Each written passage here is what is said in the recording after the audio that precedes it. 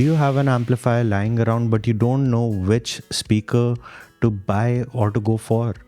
Let me help you. There are just 3 steps that you need to follow and you will find the right speaker for your amplifier. So the first thing is that you need to know about the amplifier. The first is the RMS rating of the amplifier.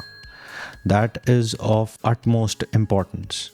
Now the RMS rating, the power handling of the amplifier, is at a particular impedance. Every manufacturer lists at what impedance is the amplifier supported. So you need to know at which impedance what is the power handling. Always power goes up when impedance goes down. So if the amplifier is rated at 100 watts for 8 ohms, it will probably be rated at 200 watts for 4 ohms.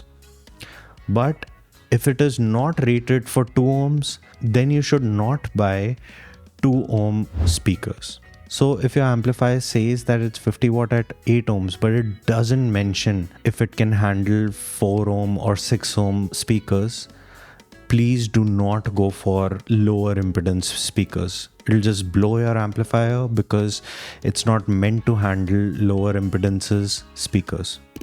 Now the second step, what you need to do is to choose your speaker sensitivity. Now the basic thumb rule is go for high sensitivity speakers like 90 dB, but 87 and 88 is still acceptable. Anything below 86 dB is hard to drive. Try not to go for these speakers because then you will need more amplification power. Till 87 it's good, but as soon as you hit 86 or below that, then you just need more power. Those will be power hungry speakers. Step 3. How do you decide which speaker to go for? Now, whatever impedance your amplifier is rated at, you need to look only for those speakers. So if your amplifier is rated at 100 watts at 8 ohms, you need to look for speakers which have a nominal impedance of 8 ohms and their RMS wattage is equal to or less than 50 watts. As a general rule, your amplifier should be twice as more powerful as the RMS rating of your speaker.